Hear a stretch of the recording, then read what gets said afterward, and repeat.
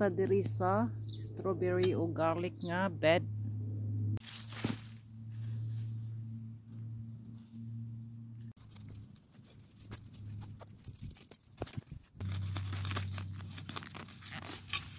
That's good. Just finished harvesting my garlic in this bed. Just ito ning hinluan ning garlic kay para atong ready ni siya pang tanom. Kaning dagko pang tanom ang gagmay pang konsumo.